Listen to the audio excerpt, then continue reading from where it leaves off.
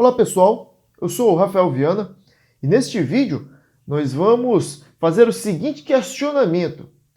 Quais os principais sistemas de proteção e combate a incêndio que você deve conhecer para conseguir fazer o seu projeto? Então, a gente faz a seguinte pergunta juntamente com esta primeira. Você sabe quantos sistemas existem?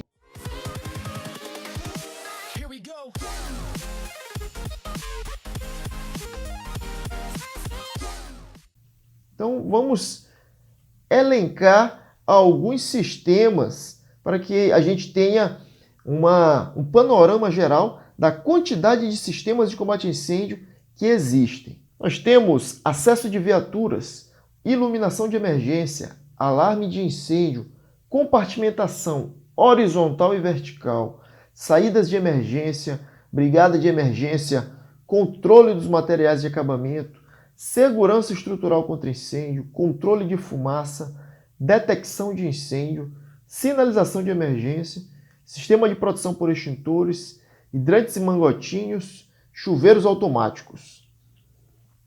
Temos uma grande quantidade de sistemas. Poderíamos ainda acrescentar a esses aqui o sistema de proteção contra descargas atmosféricas e sistemas como o de armazenamento e distribuição de GLP. Então a gente consegue observar aqui que para aquela pessoa que está iniciando na área de segurança contra incêndio, é muito conteúdo, é muita informação para que a pessoa adquira conhecimento suficiente para elaborar um projeto de combate a incêndio. Então nós resolvemos filtrar esta quantidade de sistemas e estabelecer aqueles que são os mais importantes no nível básico, que são iluminação de emergência, saídas de emergência, sinalização de emergências, sistema de proteção por extintores e hidrantes e mangotinhos. Por que que nós dizemos que esses são os mais importantes no nível básico? Porque a pessoa que está iniciando nessa área, ela deve buscar inicialmente conhecer estes 5 sistemas, porque a partir deles você vai ser capaz de dimensionar a maioria das edificações, porque a maioria das edificações exigem estes sistemas. É claro que para edificações mais complexas serão necessários outros sistemas, como nós citamos agora há pouco. Porém, para edificações mais simples, e a gente entende que a pessoa que está iniciando nesta área, ela começa projetando edificações menores e, portanto, mais simples. Sendo assim, estes são os sistemas que nós vamos explicar um pouco de cada um para que você tenha uma noção básica e assim possa começar a estruturar o seu conhecimento fundamental, certo? Por quê? Porque ele serve de base. Estes sistemas, você tem que dominá-los para que eles possam formar ali a sua estrutura basilar, a sua estrutura de conhecimento fundamental na área de segurança contra incêndio. E a partir daí, a partir do momento que você já domina estes assuntos, aí você passa a evoluir para sistemas mais avançados, para sistemas mais complexos. Então, partindo para estes 5 sistemas, nós vamos iniciar por aquele que talvez seja aí o sistema mais famoso, que são as saídas de emergência. As saídas de emergência a gente sempre observa no nosso dia a dia, nas mais variadas edificações que nós frequentamos. E essa placa, ela indica justamente isso. Ela indica que a saída de emergência está logo à frente. Mas o que é uma saída de emergência? A saída de emergência é um caminho protegido sinalizado, como a gente consegue observar aqui, e iluminado, para que você tenha visibilidade suficiente para não sofrer um acidente no caminhamento para a saída, certo? Então, é um caminho protegido, sinalizado e iluminado, que vai ser percorrido pelos ocupantes da edificação até atingir uma área segura ou a via pública. Conceito bem simples de se entender. E quais são as normas que referenciam as saídas de emergência? Nós temos aí a famosa 9077, NBR 9077, que serve de parâmetro para todas as legislações estaduais. Como referência, vamos utilizar as instruções técnicas do estado de São Paulo. No caso, a instrução técnica que aborda este assunto é a IT número 11. As saídas de emergência são constituídas de 3 elementos básicos. Primeiro é o acesso, que geralmente constitui no acesso até a escada de emergência ou acesso até a descarga. Vamos já explicar o que é a descarga. Temos a escada ou rampa, como já acabamos de citar. A descarga é uma parte da saída de emergência que fica entre a escada e a área livre, a área exterior da edificação. Então, a partir desses 3 componentes, nós fazemos o dimensionamento das nossas saídas de emergência. Tudo se inicia a partir do cálculo da população. E a NBR, ela explica como ocorre este cálculo, uma forma bem simples, e bem como traz as tabelas que definem a quantidade de pessoas por metro quadrado padronizado para cada tipo de ocupação, certo? Então, uma ocupação de local de reunião de público tem uma quantidade maior de pessoas por metro quadrado do que uma edificação do tipo comercial, por exemplo. A partir desta informação do cálculo da população, inicia-se o processo de dimensionamento das saídas de emergência.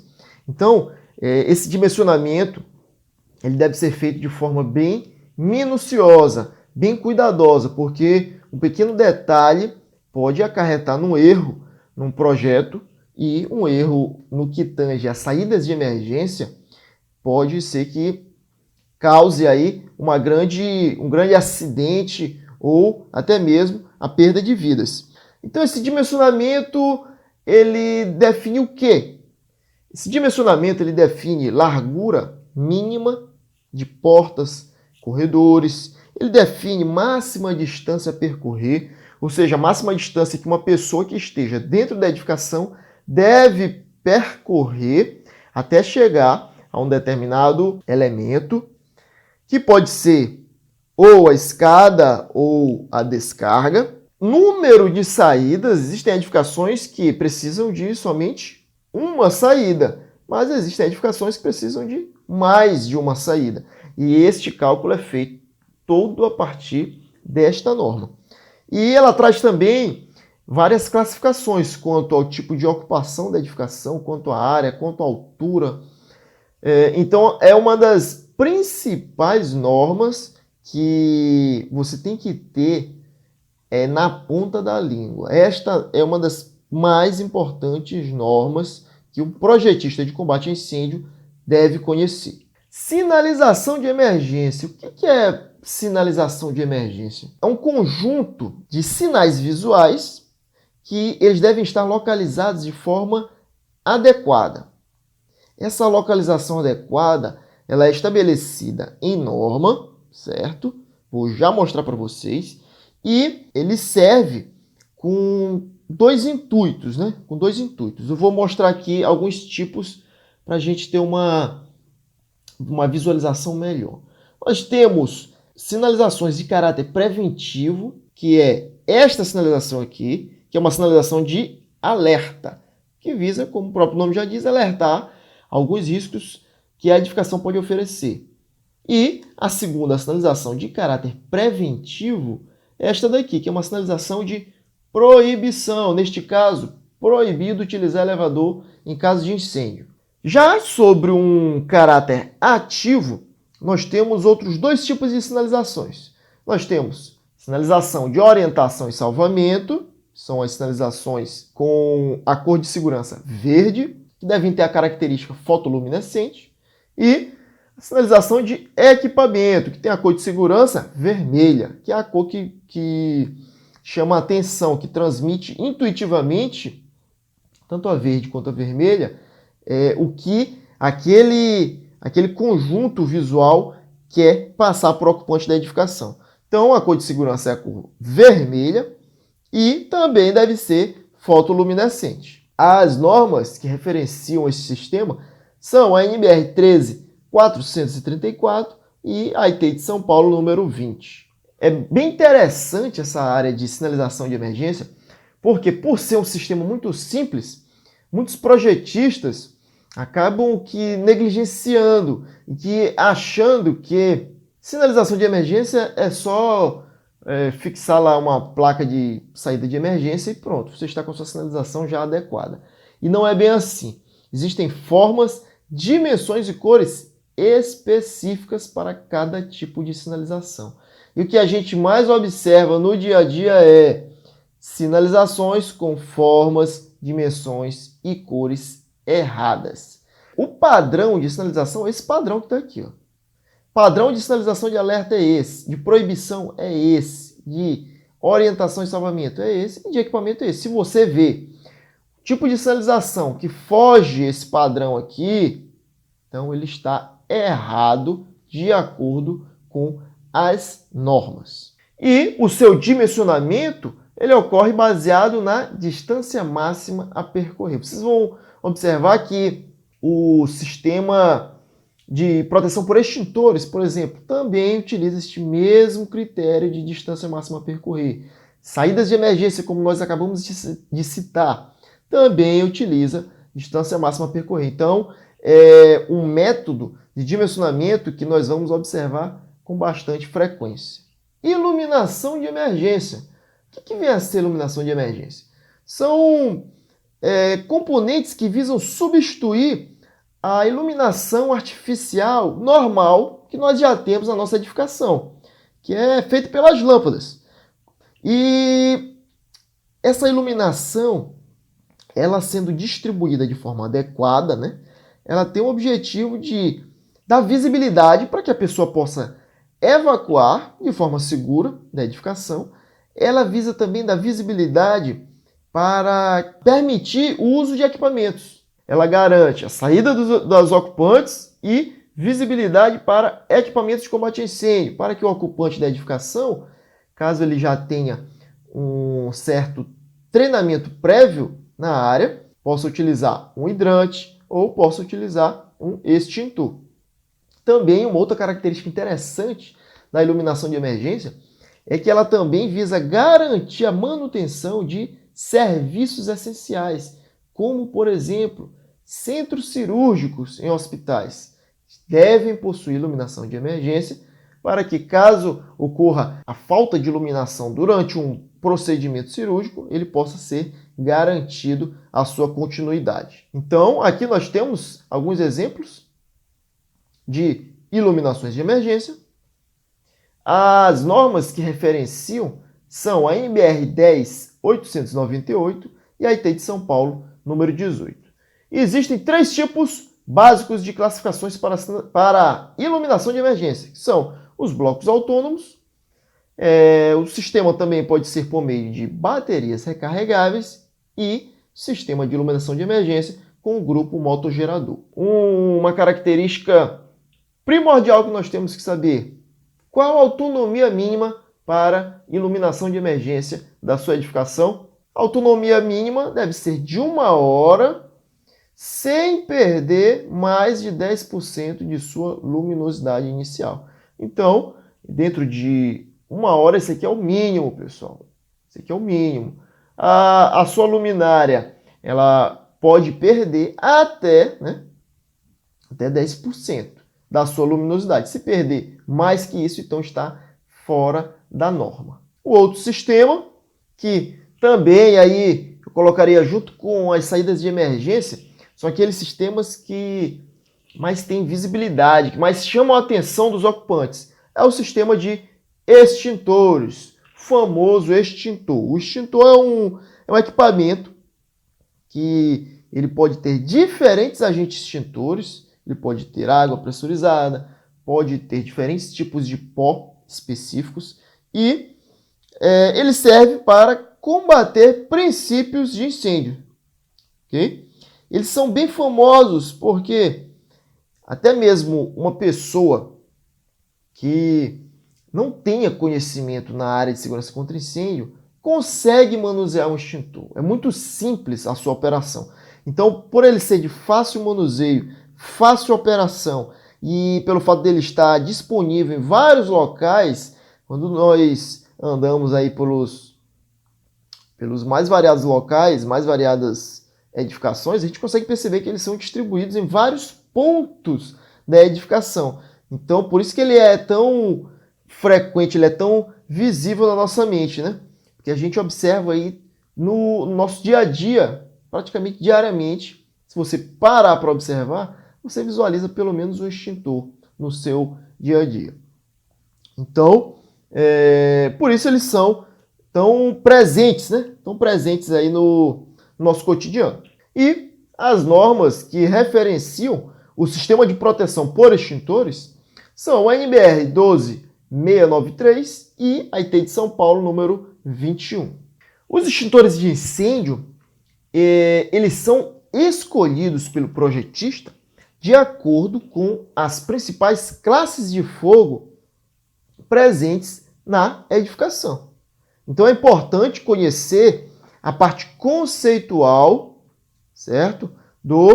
Das classes de fogo que podem existir. Se as principais classes de fogo da sua edificação são, por exemplo, digamos que seja do tipo C, então que são classe de fogo de equipamentos energizados, então você deve utilizar extintores específicos para essa classe. Porque se você utilizar um extintor para uma classe de fogo tipo A, você utilizar um extintor de água pressurizada, ao utilizar esta água em contato com o equipamento energizado, pode causar danos maiores ainda, tanto para o equipamento quanto para o usuário.